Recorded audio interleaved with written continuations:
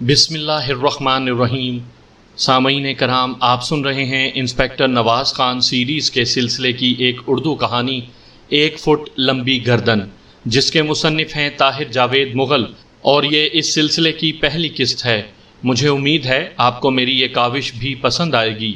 آپ نے اگر ابھی تک میرا چینل کہانی گھر سبسکرائب نہیں کیا تو ابھی میرے چینل کو سبسکرائب کر کے بیل نوٹیفیکیشن آن کر لیجئے تاکہ آنے والی ہر نئی کہانی کی اطلاع بر وقت آپ تک پہنچ سکے۔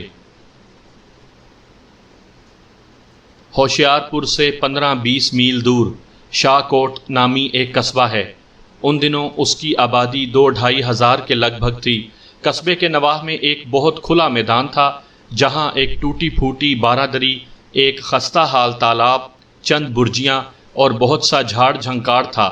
لوگ رات کے وقت عموماً اس طرف جانے سے کتراتے تھے، کیونکہ وہ پکی جگہ تھی اور سادہ لو دیہاتیوں کے نزدیک پکی جگہیں اکثر بھوتوں چڑیلوں کا مسکن ہوتی ہیں۔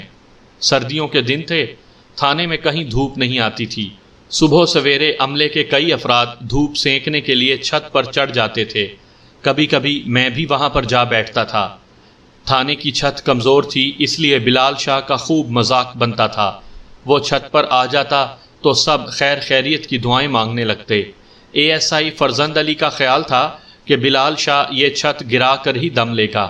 اس روز بھی بلال شاہ کو سیڑھیاں چڑھتے دیکھا تو ایک سپاہی فوراً اٹھ کر کھڑا ہوا اور کہنے لگا، بس جی میں تو چلا، میرے تو چھوٹے چھوٹے بچے ہیں۔ سپاہی دبلا پتلا تھا۔ بلال شاہ نے فوراً چوٹ کی، تم زندہ ہی کب ہو جو مرو گے۔ سپاہی کھسیانہ ہو گیا۔ ASI فرزند نے اس کی حمایت میں بولنے کے لیے منہ کھولا، لیکن پھر اسے چپ ہونا پڑا۔ 2-3 افراد تیز قدموں سے تھانے میں داخل ہوئے تھے۔ ان میں ایک ادھیڑ عمر شخص عطا محمد کو میں جانتا تھا۔ قصبے میں اس نے آٹا پیسنے کی چکی لگا رکھی تھی۔ آٹے کی طرح وہ خود بھی سفید سفید اور اجلا اجلا سا تھا۔ اس کے ساتھیوں میں ایک گاؤں کا حکیم اور دوسرا مقامی سکول کا ماسٹر تھا۔ یقیناً وہ کوئی اپنی بپتا لے کر ہمارے پاس آئے تھے۔ میں نے ان تینوں کو اوپر بلا لیا۔ عطا محمد کا چہرہ غصے اور پریشانی کی آماج گاہ بنا ہوا تھا۔ کہنے لگا، تھانے دار صاحب، اس خبیث نے میری بیٹی کا ستیہ ناش کر دیا۔ جان کے لالے پڑ گئے ہیں بیچاری کو، پتہ نہیں بچتی بھی ہے کہ نہیں۔ آپ اسے ہتکڑی لگائیں جی۔ میں نے پوچھا، کس کی بات کر رہے ہو؟ عطا محمد نے جو جواب دیا اس سے میرا یہ اندازہ غلط ثابت ہو گیا کہ شاید لڑکی سے زیادتی وغیرہ کی گئی ہے۔ عطا محمد نے کہا، میں فقیرے کی بات کر رہا ہوں جی۔ اس بدبخت نے میری جمیلہ کو پتہ نہیں کون سی بوٹی دے دی ہے۔ اسے دورے پر دورہ پڑ رہا ہے، ہاتھ پاؤں مڑ جاتے ہیں اور منہ سے جھاگ نکلنے لگتی ہے۔ حکیم جی نہ ہوتے تو وہ تو رات کو ہی دم توڑ گئی ہوتی۔ عطا محمد بہت جذباتی ہو رہا تھا۔ میں نے قصبے کے حکیم خدا بخش سے پوچھا، یہ کیا معاملہ ہے حکیم جی؟ خدا بخش بولا، جمیلہ عطا محمد کی بیٹی کا نام ہے، 18-20 سال عمر ہے اس کی۔ کل شام وہ 2 لڑکیوں کے ساتھ کنویں سے پانی بھرنے گئی۔ پاس ہی مکئی اور کماد کے کھیت ہیں۔ لڑکیوں نے گھڑے بھرے اور کچھ دیر سستانے کے لیے کھیتوں کے کنارے بیٹھ گئیں۔ جمیلہ کمر سیدھی کرنے کے لیے گھاس پر لیٹ گئی۔ وہیں اسے پیٹ پر کسی کیڑے نے کاٹ کھایا۔ وہ کہتی ہے، بچھو تھا۔ مجھے تو ایسا نہیں لگتا، بچھو کا ڈنک میں نے کئی دفعہ دیکھا ہوا ہے۔ بہرحال گھر آ کر لڑکی درد سے لوٹ پوٹ ہونے لگی۔ عطا محمد نے فقیرے کو بلا بھیجا۔ اس خبیث نے پتہ نہیں کیا کھلایا ہے کہ آدھی رات سے لڑکی کی حالت سنبھل ہی نہیں رہی۔ میں نے پیٹ صاف کرنے کی دوائیاں دی ہیں۔ اگر 1-2 گھنٹے تک افاقہ نہ ہوا تو پھر مریضہ کو ہوشیار پور لے جانا پڑے گا۔ حکیم خدا بخش سند یافتہ حکیم تھا، ہاتھ میں شفا بھی تھی۔ ارد گرد کے علاقے میں اس کی عزت کی جاتی تھی۔ وہ جو کچھ مریضہ کے بارے میں کہہ رہا تھا اس پر یقین نہ کرنے کی کوئی وجہ نہیں تھی۔ جہاں تک فقیرے کا تعلق تھا، میں اس کے بارے میں زیادہ نہیں جانتا تھا۔ وہ ایک 24-25 سال کا نیم پاگل سا شخص تھا۔ داڑھی بڑی ہوئی، بال الجھے ہوئے، کندھوں پر ہر وقت ایک میلا سا کھیس رہتا تھا۔ وہ اکثر قصبے کے نواحی میدان میں گھومتا نظر آتا، جیسے کوئی چیز تلاش کر رہا ہو۔ اس کے متعلق مشہور ہو گیا تھا کہ وہ جڑی بوٹیاں ڈھونڈتا ہے اور کئی بیماریوں کا تسلی بخش علاج کر سکتا ہے۔ 2-2.5 ماہ پہلے ایک کسان کی بچی کو سانپ نے کاٹ لیا تھا۔ فقیرے نے زخم چوس کر زہر نکال دیا تھا۔ اس دن سے لوگ اس بات پر یقین کرنے لگے تھے کہ فقیرہ سانپ بچھو کا زہر نکال سکتا ہے۔ فقیرے کے بارے میں لوگوں کو صرف اتنا ہی پتا تھا کہ وہ ہوشیار پور کی ایک نواحی آبادی کٹڑی رام سنگھ کا رہنے والا ہے۔ کچھ عرصہ پہلے اس کا باپ مر گیا، پھر بیوی اس سے جھگڑ کر میکے چلی گئی، کام کاج سے اس کا دل اچاٹ ہو گیا، اس نے آوارہ گردی اختیار کر لی اور فقیر محمد جٹ سے فقیرہ بن کر گاؤں گاؤں کی خاک چھاننے لگا۔ اب وہ پچھلے 4-5 مہینے سے شاہ کوٹ میں نظر آ رہا تھا۔ میں نے اسے کئی بار بارہ دری کے ارد گرد گھومتے یا ویران تالاب کے کنارے خاموش بیٹھے دیکھا تھا۔ میں نے عطا محمد سے پوچھا کہ اس وقت فقیرہ کہاں ہے؟ وہ بولا شمشان گھاٹ کے پاس ملوکا سنگھ کا ڈیرا ہے، وہ رات کو وہیں سوتا تھا۔ صبح سویرے ہم نے پتہ کیا ہے وہ وہاں سے غائب ہے۔ میرا تو خیال ہے کہ ڈر کر بھاگ گیا ہے اور قصبے کے آس پاس ہی کہیں چھپا ہوا ہے۔ تھانے دار صاحب، میری بیٹی کے ساتھ تو جو کچھ ہونا تھا ہو گیا۔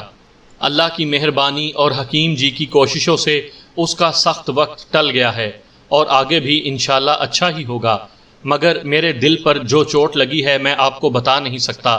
وہ دھوکے باز پتہ نہیں کس کس کے ساتھ ایسا سلوک کرے گا۔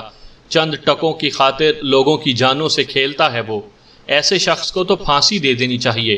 عطا محمد کی باتوں سے میں نے اندازہ لگایا کہ اس کے منہ میں حکیم خدا بخش کی زبان بول رہی ہے۔ یقیناً خدا بخش ہی عطا محمد کو بھڑکا کر یہاں لایا تھا، ورنہ عام طور پر دیہاتی ایسے معاملوں میں پولیس تک نہیں پہنچتے۔ خدا بخش قصبے کا واحد معالج تھا اور ظاہر ہے وہ فقیرے کو اپنا رقیب خیال کرتا ہوگا۔ اب جب کہ فقیرے سے ایک غلط کام بھی ہو گیا تھا، خدا بخش نے اس موقع کو ہاتھ سے گنوانا مناسب نہیں سمجھا تھا اور عطا محمد کو آگے لگا کر تھانے لے آیا تھا۔ ایک تھانے دار کو ایسے تمام ہتھ کنڈوں سے واقف ہونا پڑتا ہے، ورنہ لوگ اسے چٹکیوں میں اڑا دیتے ہیں۔ میں نے عطا محمد کو سمجھایا کہ پہلی غلطی اس نے خود کی ہے۔ اسے کیا ضرورت تھی ایک نیم حکیم بلکہ نیم پاگل شخص سے بیٹی کا علاج کروانے کی؟ بہرحال وہ ایسا کر ہی چکا ہے تو اب ذرا تحمل سے کام لے۔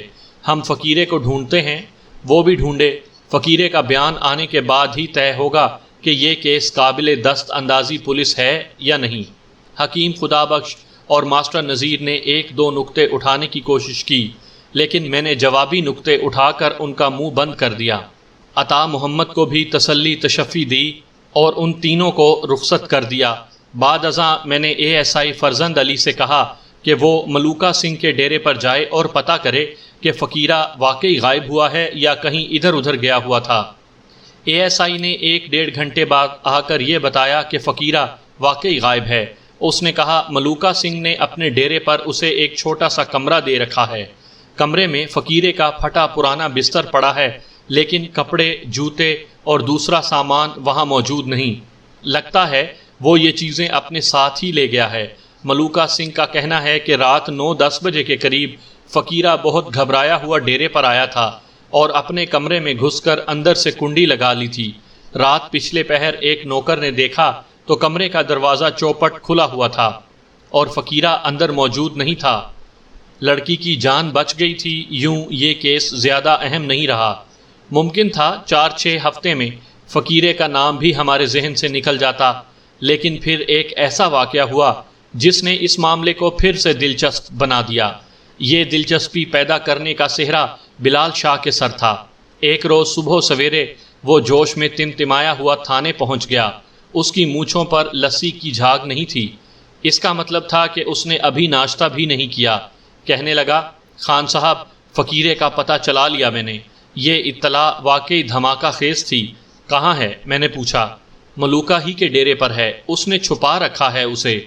تمہیں کیسے پتہ چلا؟ پتہ چلا نہیں، چلایا ہے میں نے۔ پورا کھرا ناپا ہے عطا محمد کی بیٹی کا۔ عطا محمد کی بیٹی؟ اس کا ذکر یہاں کیسے آ گیا؟ اسی کا تو ذکر ہے جی سارا۔ بلال شاہ نے گول گول آنکھیں گھمائیں۔ وہ آج صبح منہ اندھیرے خود چل کر گئی ہے فقیرے کے پاس۔ ٹھہریں جی، میں آپ کو شروع سے سٹارٹ سے بتاتا ہوں۔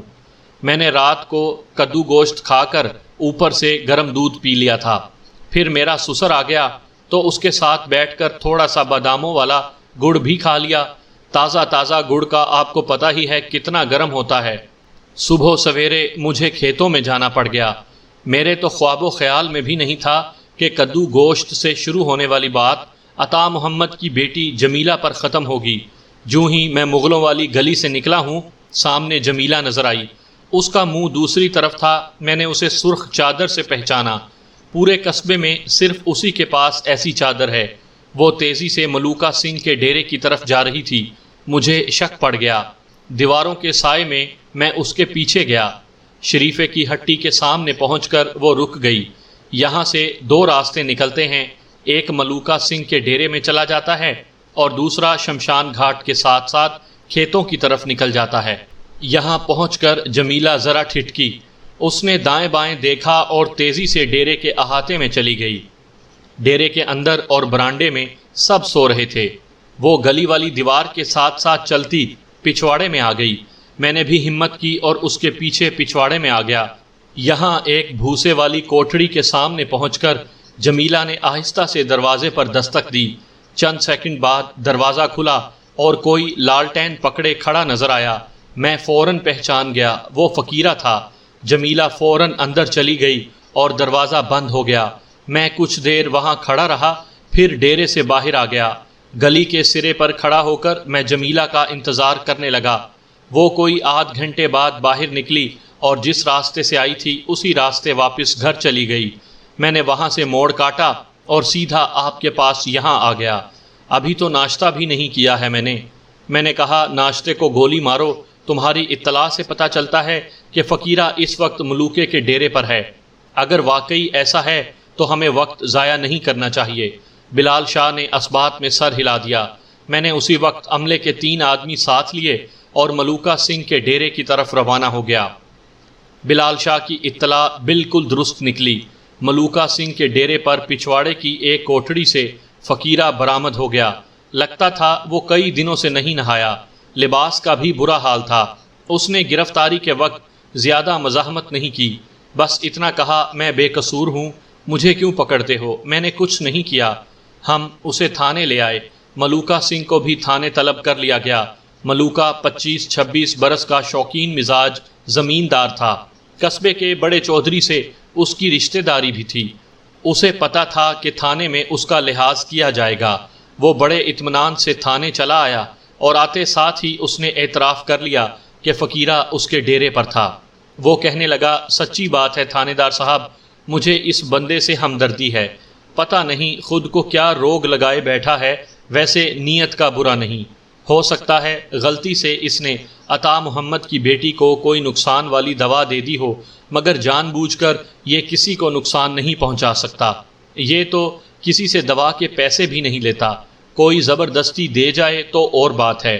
15-20 دن پہلے جب اسے پتہ چلا کہ اس کی دوا سے جمیلہ کی حالت خراب ہو گئی ہے اور ہو سکتا ہے کہ وہ مر بھی جائے، تو فقیرے کو اپنی جان کا خطرہ پڑ گیا۔ وہ آدھی رات کو خاموشی سے میرا ڈیرا چھوڑ گیا۔ 2 ہفتے تک پتہ نہیں کہاں کہاں پھرتا رہا۔ 4 دن پہلے میرے ایک نوکر نذر محمد نے اسے وڈالہ پیر کے عرس میں دیکھا۔ اسے سخت بخار تھا اور نیم بے ہوشی کی حالت میں کھلے آسمان تلے پڑا تھا۔ نذر محمد عرس سے واپس آیا تو اسے اپنے ساتھ ہی لے آیا۔ میں شاہ کوٹ سے باہر گیا ہوا تھا، کل ہی آیا ہوں۔ سوچ رہا تھا کہ آج اسے آپ کے سامنے پیش کر دوں گا، مگر آپ نے پہلے ہی پکڑ لیا۔ ملوکہ سنگھ نے اپنی جھوٹی سچی صفائی پیش کر دی تھی۔ میرے لیے سوچنے کی بات یہ تھی کہ اگر فقیرہ صرف 4 روز پہلے ڈیرے پر واپس آیا ہے اور ملوکہ سنگھ کے خاص نوکروں کے سوا کسی کو اس کی واپسی کا پتہ نہیں تھا، تو جمیلہ کو کیسے پتہ چل گیا اور وہ رات کے اندھیرے میں سیدھی اس کے پاس کیسے پہنچ گئی؟ میں نے ملوکہ سنگھ سے پوچھا، فقیرے اور جمیلے میں کیا چکر ہے؟ میرے اچانک سوال نے ملوکہ سنگھ کو بوکھلا دیا۔ مجھے صاف اندازہ ہوا کہ وہ اس چکر کے بارے میں سب کچھ جانتا ہے۔ بہرحال اس نے حیران ہونے کی اداکاری کی اور بولا، آپ کس چکر کی بات کر رہے ہیں؟ میں کچھ سمجھا نہیں۔ میں نے کہا مجھے پتہ چلا ہے کہ تمہارے ڈیرے پر جمیلہ اور فقیرے کی ملاقاتیں ہوتی تھیں اور وہ بند کمرے میں وقت گزارتے تھے۔ یہ آپ کو کسی نے غلط اطلاع دی ہے۔ ملوکہ سنگھ نے کہا، فقیرہ تو درویش بندہ ہے اور جمیلہ بھی ایسی لڑکی نہیں۔ مطلب ہے کہ میں بکواس کر رہا ہوں؟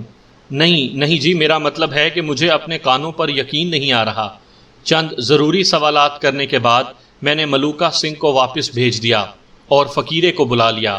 وہ سر جھکائے میرے سامنے کرسی پر آ بیٹھا اور خاموشی سے میز کی سطح کو گھورنے لگا۔ قصبے میں وہ نیم پاگل مشہور تھا، مگر مجھے اس میں پاگلوں یا نیم پاگلوں والی کوئی بات نظر نہیں آئی۔ ہاں، کچھ کھویا کھویا ضرور نظر آتا تھا۔ میں نے اس سے پہلا سوال یہی پوچھا کہ جمیلہ سے اس کا کیا رشتہ ہے۔ میں سمجھتا تھا کہ وہ یہ سوال سن کر چونکے گا، مگر اس نے اطمینان سے سوال سنا اور بولا، کوئی رشتہ نہیں ہے جی۔ اس کے ساتھ ہی اس کا سر کچھ اور جھک گیا۔ میں نے کہا، صرف 2 گھنٹے پہلے وہ ڈیرے پر تمہارے ساتھ بند کمرے میں تھی، کیا میں غلط کہہ رہا ہوں؟ آپ ٹھیک کہہ رہے ہیں، لیکن اس میں میرا کوئی قصور نہیں۔ وہ خود آئی تھی اور زبردستی اندر گھس بیٹھی تھی۔ اس سے پہلے بھی وہ ایسی حرکتیں کرتی رہی ہے۔ مثلاً اور کیا حرکت کی ہے اس نے؟ میں نے پوچھا۔ کوئی ایک بات ہو تو بتاؤں۔ یہ بچھو والا ڈھونگ بھی تو اسی نے رچایا تھا، اور اس سے پہلے بھی پتہ نہیں کیا کچھ کرتی رہی ہے۔ میں نے کہا، فقیرے، پہیلیاں مت بجھواؤ، جو بات بھی ہے سیدھے سادے الفاظ میں بتا دو۔ میں تم سے وعدہ کرتا ہوں کہ تم سے کوئی ناانصافی نہیں ہوگی، بلکہ اگر تمہیں کسی طرح کی مدد چاہیے تو میں تمہاری مدد کروں گا۔ بولو، یہ کیا چکر ہے اور کتنی دیر سے چلا ہوا ہے؟ فقیرہ کچھ دیر گہری سوچ میں ڈوبا رہا، معلوم نہیں اداکاری کر رہا تھا یا واقعی کسی الجھن میں تھا۔ آخر اس نے زبان کا تالا کھولتے ہوئے کہا، یہ لڑکی 3-4 ماہ سے میرے پیچھے پڑی ہوئی ہے، تنگ کرنے کا موقع ڈھونڈتی ہے اور واہیاتی کرنے سے بھی باز نہیں آتی۔ اس انکشاف کے بعد فقیرے نے جو تفصیلات بتائیں اس سے مدرجہ ذیل باتیں معلوم ہوئیں۔ فقیرہ جس قدر دامن بچانے کی کوشش کرتا تھا، جمیلہ اتنا ہی اس کے پیچھے لگی رہتی تھی۔ وہ جانتی تھی کہ فقیرہ پرانی بارادری اور تالاب کے آس پاس گھومتا رہتا ہے۔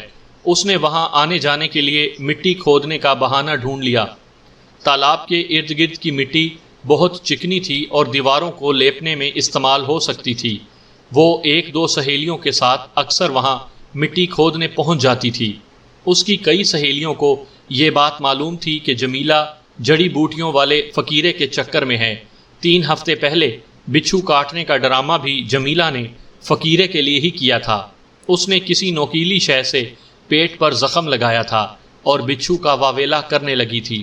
اس شوق کا مقصد یہی تھا کہ بچھو کا زہر چوسنے کے لیے فقیرے کو بلایا جائے اور وہ اس کے پیٹ پر اپنے ہونٹ رکھے گا، لیکن فقیرے سے یہ بے شرمی کا کام نہ ہو سکا۔ وہ جانتا تھا کہ جمیلہ فراڈ کر رہی ہے۔ وہ صاف کنی کترا گیا۔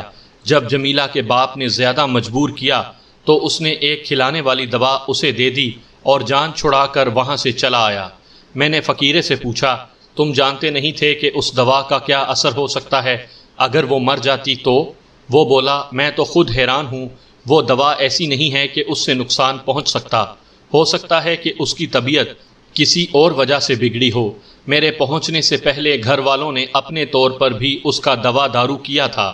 میں نے پوچھا، کون سی دوا دی تھی تم نے اسے؟ اس نے کپڑے کے ایک جھولے میں سے ایک سیاہ رنگ کی ایک چھوٹی سی بوتل نکالی۔ اس میں گل قند جیسی کوئی دوا تھی۔ میں نے یہ بوتل اس کے ہاتھ سے لے لی۔ اس کے چہرے پر ایک رنگ سا آ کر گزر گیا۔ میں نے اس کا جھولا دیکھا۔ جھولے میں چند سوکھی ہوئی جڑی بوٹیاں اور 3-4 شکستہ بوتلیں تھیں۔ میں نے یہ جھولا بھی اپنے قبضے میں لے لیا۔ تم نے کہیں سے حکمت بھی سیکھی ہے؟ میں نے پوچھا۔ جی ہاں، ہوشیار پور میں ایک استاد تھا میرا، فقیرے نے مختصر سا جواب دیا۔ میں نے پوچھا، جمیلہ آج تم سے ملنے کیوں گئی تھی؟ وہ من موجی لڑکی ہے جی، فقیرے نے کہا۔ کب کیا کرے گی کچھ نہیں کہا جا سکتا۔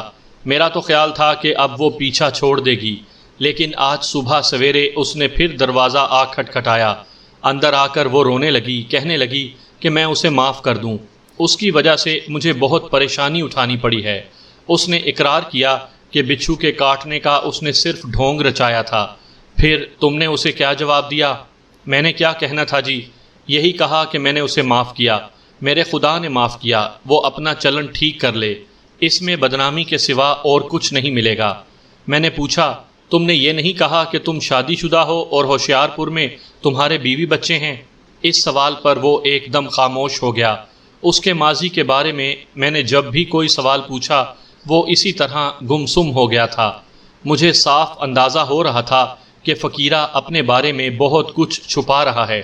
میں یہ بھی جانتا تھا کہ اگر میں نے اسے واپس بھیج دیا تو وہ پھر غائب ہو جائے گا۔ میں نے اسے لاک اپ میں بند کر دیا اور بلال شاہ کو ہوشیار پور بھیجا کہ وہ وہاں سے مرکزی تھانے کے رجسٹرار ہدایت شاہ کو بلا لائے۔ ہدایت شاہ صاحب علاقے کے سب سے پرانے پولیس ملازم تھے، بارعیش آدمی تھے، ملازمت کے علاوہ حکمت بھی کرتے تھے، اور ہوشیار پور میں ان کا مطلب تھا جہاں وہ باقاعدگی سے بیٹھتے تھے۔ وہ بلال شاہ کے ساتھ ہی شاہ کوٹ چلے آئے۔ رات ہو چکی تھی، میں نے انہیں کھانا وغیرہ کھلایا، پھر فقیرے کا جھولا ان کے سامنے کھول دیا۔ وہ یہ جڑی بوٹیاں اور بوتلیں وغیرہ دیکھ کر حیران ہوئے۔ میں نے پوچھا، شاہ جی یہ کیا کچھ ہے؟ وہ بڑے غور سے دیکھتے رہے، بوتلیں کھول کر دوائیوں کو چکھا، سونگھا، خشک پتوں کو الٹ پلٹ کر دیکھا اور آخر میں بولے، کچھ بھی نہیں ہے، سب کچھ بیکار ہے، صرف ایک بوٹی ہے جس کے پانی سے زخم دھوتے ہیں۔ اس بوٹی میں نہ جانے کیا کچھ ملا کر یہ گل کنسی بنا دی گئی ہے، میری سمجھ میں تو کچھ نہیں آ رہا۔ شاہ صاحب نے اسی دوا کی طرف اشارہ کیا تھا جو فقیرے نے جمیلہ کو کھلائی تھی۔ میں نے پوچھا، اگر یہ دوائی کسی کو کھلائی جائے تو؟ وہ بولے، کیا کوئی پاگل ہی ایسا کرے گا یا پھر مریض کا دشمن ہوگا؟ میں نے ہیڈ کانسٹیبل سے کہا اور وہ فقیرے کو حوالات میں سے نکال کر لے آیا۔ فقیرے نے میری میز پر اپنے جھولے کا سامان کھلا پڑا دیکھا اور حکیم نما شخص پر بھی نظر پڑی تو وہ بری طرح بوکھلا گیا۔ میں نے اسے کرسی پر بیٹھنے کا اشارہ کیا، وہ لرزتا کانپتا بیٹھ گیا۔ میں نے پوچھا، یہ سب کیا ہے فقیرے؟ حکیم صاحب تو کہتے ہیں کہ یہ دوا زہر کی طرح ہے، تم نے یہ دوا کیوں کھلائی عطا محمد کی لڑکی کو؟ وہ منمنایا، میرا تجربہ اتنا نہیں ہے جی، میں نے کبھی خود کو حکیم نہیں کہا، اگر کوئی مجبور کر کے مجھ سے دوائی لے لے تو اس میں میرا کیا قصور ہے؟ شاہ صاحب نے کہا، اور یہ سب کیا اکٹھا کر رکھا ہے تم نے؟ اگر یہ جڑی بوٹیاں ہیں تو پھر گائے بھینسوں کو کھلانے کی کیا شے ہوتی ہے؟ میری تو سمجھ میں نہیں آ رہا کہ تمہیں کون بے وقوف حکیم یا سنیاسی کہتا ہے۔ اس کے بعد شاہ صاحب نے فقیرے سے چند ایک سوالات پوچھے، وہ کسی کا بھی ٹھیک سے جواب نہیں دے سکا، نہ ہی وہ ہوشیار پور کے اس حکیم کا نام بتا سکا جسے وہ اپنا استاد بتاتا تھا۔ وہ بری طرح پھنس گیا تھا۔ جب میں نے اس پر آنکھیں نکالیں اور چترول کی دھمکی دی تو وہ مان گیا کہ وہ حکیم وغیرہ نہیں ہے اور نہ ہی جڑی بوٹیوں کی الف بے کا اسے پتہ ہے۔ اس نے خدا کی قسم کھاتے ہوئے کہا کہ جمیلہ کو غلط دوا دینے میں اس کی بری نیت کو دخل نہیں تھا۔ در حقیقت وہ جانتا ہی نہیں تھا کہ اس دوا کا کیا اثر ہو سکتا ہے۔ میں نے پوچھا، اگر حکیم نہیں ہو تو کون ہو اور یہاں کیا کرتے پھرتے ہو؟ وہ ایکا-ایکی پھر گمسم ہو گیا، اس کا چہرہ زرد پڑتا جا رہا تھا۔ میں اسے لے کر علیحدہ کمرے میں آ گیا اور دروازہ بند کرتے ہوئے کہا، دیکھو، میں ایک بار پھر تمہیں یہ مخلصانہ مشورہ دیتا ہوں کہ مجھ سے کچھ چھپانے کی کوشش نہ کرو، اس میں تمہارا فائدہ ہے اور میرا بھی وقت ضائع نہیں ہوگا، دوسری صورت میں ہم دونوں نقصان میں رہیں گے۔ وہ کچھ دیر اپنی پیشانی مسلتا رہا، پھر بولا، پتہ نہیں جی آپ کیا سمجھ رہے ہیں، میں نے ایسا کوئی کام نہیں کیا ہے جو قانون کے خلاف ہو، میرا گھر بار اور کاروبار ختم ہو چکا ہے، کوئی کام کاج ہے نہیں، اس لیے اکیلا پھرتا رہتا ہوں۔ وہ اپنی صفائی پیش کرنے کی ناکام کوشش کرتا رہا۔ وہ میری نگاہ میں مشکوک ہو چکا تھا اور جب تک وہ زبان نہ کھولتا میں اس کا پیچھا چھوڑنے والا نہیں تھا۔ اس کے اندر جمی ہوئی خاموشی کی برف پگھلانے میں مجھے دیر تو لگی لیکن ناکامی نہیں ہوئی۔ بالآخر وہ پے در پے سوالوں کے سامنے بے بس ہو گیا اور اس کے ہونٹوں پر وہ سچ آ گیا جسے وہ 48 گھنٹوں سے چھپانے کی کوشش کر رہا تھا۔ اس نے مجھ سے درخواست کی کہ جو بات وہ بتانے لگا ہے وہ میرے اور اس کے درمیان رہے۔ میں نے اوپرے دل سے وعدہ کر لیا اور کہا کہ اگر اس بات کو چھپانا مناسب ہوا تو ضرور چھپا لوں گا۔ اس نے کھوئے ہوئے لہجے میں کہنا شروع کر دیا، میں ہوشیار پور کی قریبی آبادی کٹڑی رام سنگھ کا رہنے والا ہوں۔ جناب، میرے والد کا نام اللہ جوایا تھا، لوگ انہیں میاں جی کہتے تھے۔ میاں جی جوانی میں کپڑے کا کام کیا کرتے تھے۔ ہوشیار پور میں ان کی دکان سب سے مشہور تھی۔ اس زمانے میں انہوں نے کافی پیسہ بھی کمایا، لیکن پھر وقت کے ساتھ ساتھ کاروبار کم ہوتا چلا گیا۔ یہاں تک کہ 40-45 سال کی عمر میں وہ ہوشیار پور والی دکان ختم کر کے کٹڑی رام سنگھ میں آ گئے اور یہاں ایک چھوٹے سے بازار میں چھوٹی سی دکان کھول لی۔ کاروبار چھوٹا ہونے کی سب سے بڑی وجہ یہ تھی کہ ان کی اولاد میں سے کوئی بھی کاروبار سنبھالنے کے قابل نہیں تھا۔ ان کی 4 بیٹیاں تھیں، بیٹے صرف 2 تھے۔ بڑا بیٹا پیدائشی گونگا تھا اور چھوٹا یعنی میں بالکل اور طبیعت کا مالک تھا۔ میرا دل کبھی بھی کاروبار میں نہیں لگا، نہ بچپن میں اور نہ بڑے ہو کر۔ میں نے ہوشیار پور سے میٹرک کا امتحان دیا تھا، اس میں فیل ہو گیا۔ پھر فرنیچر بنانے کا کام سیکھ لیا اور امرتسر چلا گیا۔ وہاں کچھ عرصہ گھوم پھر کر کام کرتا رہا، پھر ایک چھوٹی سی دکان کھول لی۔ اسی دوران میری شادی بھی ہو گئی۔ میرے والد کو مجھ سے بہت محبت تھی، میں بھی ان کا بہت عزت احترام کرتا تھا۔ ہمارے خاندان میں یہ بات مشہور تھی کہ میرے والد نے اپنی جمع پونجی کہیں چھپا رکھی ہے۔ اس زمانے میں اکثر دیہاتی اپنی بچتیں اسی طرح کہیں دبا دیتے تھے۔ میری ایک خالہ کا کہنا تھا کہ سن 22 میں میاں جی کے پاس سونے کی بہت سی اشرفیاں تھیں اور چاندی کے روپے بھی تھے۔ اس کے علاوہ گہنوں کی شکل میں بھی بڑی رقم تھی۔ یہ سب کچھ انہوں نے تانبے کی ایک بڑی نانند میں رکھ کر گندم کے بھڑولے میں چھپایا ہوا تھا۔ بعد میں انہوں نے یہ نانند کہیں دبا دی تھی۔ خاندان میں اکثر لوگوں کا خیال تھا کہ میاں جی نے مجھے اپنی جمع پونجی کے بارے میں سب کچھ بتا رکھا ہے، لیکن یہ اندازہ غلط تھا۔ مجھے اس بارے میں کچھ پتہ نہیں تھا۔ ایک بار میں نے ہمت کر کے پوچھا تو میاں جی کی باتوں سے پتہ چلا کہ واقعی انہوں نے 15-20 برس پہلے اپنی جمع پونجی کہیں چھپائی تھی۔ وہ بولے، تمہارے سوا میرا اور کون ہے؟ گھبراؤ نہیں، وقت آنے پر میں تمہیں سب کچھ بتاؤں گا۔ پھر ایک روز باتوں باتوں میں انہوں نے اشارہ دیا کہ وہ رقم انہوں نے میرے نانا کے ساتھ مل کر دبائی تھی۔ اشرفیوں اور چاندی کے سکوں سے بھری ہوئی نانند لے کر وہ میرے نانا کے گھر شاہ کوٹ آئے تھے اور یہاں گھر کے پچھواڑے درختوں کے جھنڈ میں انہوں نے نانند دبا دی تھی۔ وہ بولے، اس بقر عید پر میں تمہیں اپنے ساتھ شاہ کوٹ لے کر جاؤں گا، ہم وہ نانند وہاں سے اکھاڑ کر لے آئیں گے۔ میاں جی بڑے یقین کے ساتھ یہ بات کر رہے تھے، جیسے انہیں پورا بھروسہ ہو کہ نانند اب بھی وہیں موجود ہوگی۔ میرے پوچھنے پر انہوں نے بتایا کہ پچھلے 15 برسوں میں وہ کم از کم 3 مرتبہ شاہ کوٹ جا کر اس نانند کو دیکھ چکے ہیں، اور میری سب سے چھوٹی بہن کی شادی کے موقع پر وہ وہاں سے کچھ گہنے اور اشرفیاں نکال کر بھی لائے تھے۔ انہوں نے نانند سے نکلی ہوئی 2 اشرفیاں مجھے دکھائیں بھی۔ میں بہت خوش تھا کہ اب ہمارے دن پھر جائیں گے، لیکن بقر عید سے 2.5-3 ماہ پہلے ایک ایسا واقعہ ہوا جس نے نہ صرف میری ساری امیدوں پر پانی پھیر دیا بلکہ میری دنیا ہی اندھیر کر دی۔ میاں جی اللہ کو پیارے ہو گئے۔ ان کی صحت بہت اچھی تھی، کسی کے وہم و گمان میں بھی نہیں تھا کہ یوں اچانک وہ منہ موڑ جائیں گے۔ انہیں اچانک دمے کی شکایت ہوئی، رات کو دوا کھا کر سو گئے۔ رمضان کے دن تھے، سحری کے وقت میری بیوی انہیں جگانے گئی تو وہ دروازے کے پاس بے سدھ پڑے تھے۔ 2-3 گھنٹے پہلے ان کی جان نکل چکی تھی۔ والد کی موت کا صدمہ میرے لیے برداشت سے باہر تھا۔ کئی ہفتے تک مجھے کھانے پینے کا ہوش نہ رہا۔ پھر آہستہ آہستہ دل ٹھکانے پر آنے لگا، لیکن ابھی ایک اور قیامت مجھ پر گزرنا تھی۔ چند ہفتے بعد میری بیوی کے مردہ بچہ پیدا ہوا، اور وہ جو پہلے ہی بہت گمسم رہتی تھی بالکل ہی چپ لگا بیٹھی۔ نہ وہ کسی سے بات کرتی تھی، نہ گھر کے کام کاج میں اسے دلچسپی تھی۔ میں نے اسے کئی بار سمجھایا کہ وہ ایک بات کو دل سے لگا کر نہ بیٹھ جائے، ابھی اسے پوری زندگی گزارنی ہے، لیکن اس پر تو جیسے کسی نے جادو ٹونا کر دیا تھا۔ میں جتنا سمجھاتا تھا وہ اتنا ہی بگڑتی چلی جاتی تھی۔ ایک روز میں نے اسے پیٹ ڈالا، وہ خاموشی سے مار کھاتی رہی اور اگلے روز مجھ سے ایک لفظ کہے بغیر اپنے میکے چلی گئی۔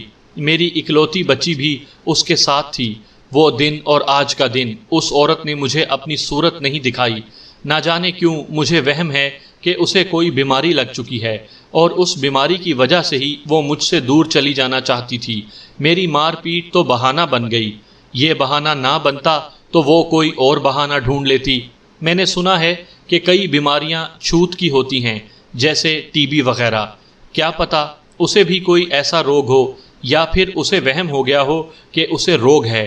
وہ بڑی نیک اور گھر گھرستن عورت تھی۔ یقین نہیں آتا کہ وہ مجھے اس حالت میں چھوڑ کر جا سکتی ہے؟ کاروبار تو پہلے ہی ختم ہو چکا تھا، اب گھر بار بھی نہیں رہا، میرے پاس اب اس کے سوا اور کوئی کام نہیں کہ اپنے باپ کی چھوڑی ہوئی پونجی ڈھونڈنے کی کوشش کروں۔ میرا نانا کوئی 12 برس پہلے فوت ہو گیا تھا، 2-2.5 سال بعد اس کے بال بچے بھی شاہ کوٹ چھوڑ کر چلے گئے۔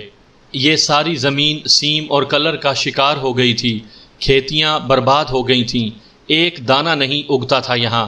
شاید آپ جانتے ہی ہوں، بارہ دری سے آگے جہاں کھلا میدان ہے وہاں آبادی ہوتی تھی۔